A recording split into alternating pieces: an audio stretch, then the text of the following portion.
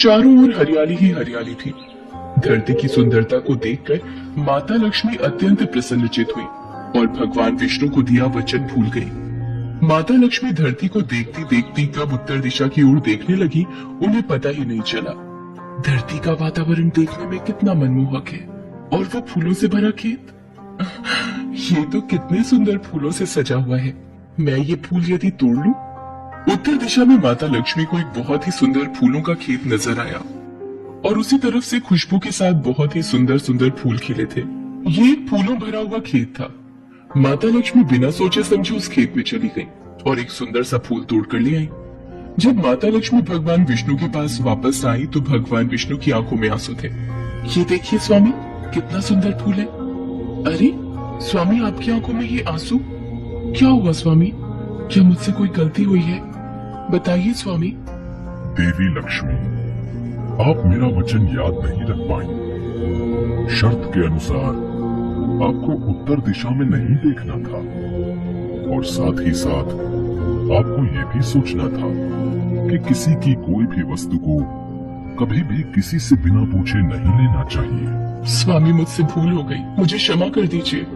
देवी लक्ष्मी, आपने जो भूल की है उसकी सजा आपको जरूर मिलेगी। जिस माली के खेत से आपने बिना पूछे फल तोड़े हैं, ये भी एक प्रकार की चोरी है। इसलिए देवी लक्ष्मी, आप 3 वर्ष तक माली के घर में रहेंगी। इसके बाद मैं आपको वैकुंठ वापस बुलाऊंगा। जैसी आपकी आज्ञा स्वामी। माता लक्ष्मी ने चुपचाप सिर झुकाकर वचन स्वीकार किया और भगवान विष्णु वैकुंठ लौट गए।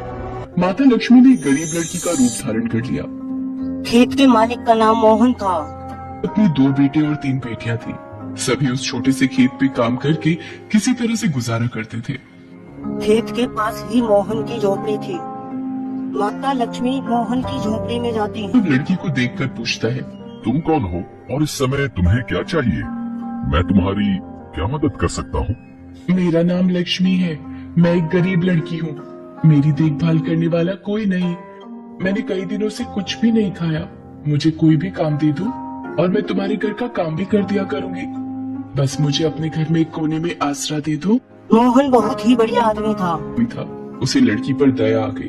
वो लड़की से बोला, देखो बिटिया, मैं तो बहुत ही गरीब माली हूँ। मेरी कमाई से मेरे घर का खर्च बड़ी मुश्किल से चलता है। लेकिन अगर मेरी 3 की जगह 4 बेटियां होती तो भी मैंने ही गुजारा करना था। जैसा रूखा सूखा हम खाते हैं वही खिला सकता हूँ। यदि तुम मेरे यहाँ यही रूखा सूखा खाकर खुश रह सकती हो तो अंदर आ जाओ। आपने मुझे अपनी झोपड़ी में शरण दी। आपका बहुत बहुत शुक्रिया। माता लक्ष्मी 3 साल मोहन के घर रही। जिस दिन माता लक्ष्मी मोहन के घर आई थी, उसी दिन से ही मोहन को इतनी आमदनी हुई कि वो नई गाय खरीद लाया। अजी, ये नई गाय खरीद लाए? ये तो बहुत अच्छा हुआ। आज तुम्हारी आमदनी बहुत अच्छी हुई। सरला, सब माता लक्ष्मी की दया है। मोहन ने कोई चमत्कार नहीं किया। ये सब तुम्हारे दयालु स्वभाव का ही फल है जो आज तुम्हें प्राप्त हुआ है। तुमने तो मुझे एक गरीब लड़की समझकर अपने घर में शरण दी है। धीरे धीरे मोहन की आमदनी भी अच्छी हो गई। उसने जमीनें खरीद ली और फिर एक बड़ा पक्का घर भी बनवा लिया। सारी सुख समृद्धि, गहने, कपड़े, जेवर सब कुछ उसके परिवार के पास था। लक्ष्मी काम करती रहती थी। मोहन ने सोचा, मुझे ये सब इस लड़की लक्ष्मी के आने के बाद मिला है। जब से ये मेरे घर आई है, मेरी किस्मत ही बदल गई। मोहन लक्ष्मी के बारे में सोच ही रहा था। होकर माता लक्ष्मी को देख रहे थे। माता लक्ष्मी, हमें माफ करना। हमने अनजाने में आपसे अपने घर और खेत का काम करवाया। माता, हम आपको पहचान नहीं पाए। हमसे ये कैसा अपराध हो गया। माता, हम सबको क्षमा कर दो। मोहन, तुम बहुत ही दयालु आदमी हो। तुमने मुझे आश्रय दिया, 3 साल तक अपनी बेटी की तरह रखा। इसके बदले मैं तुम्हें वरदान देती हूँ कि तुम्हारे पास कभी भी खुशियों की और धन की कमी नहीं रहेगी। तुम्हें सारे सुख मिलेंगे जिसके तुम हकदार हो।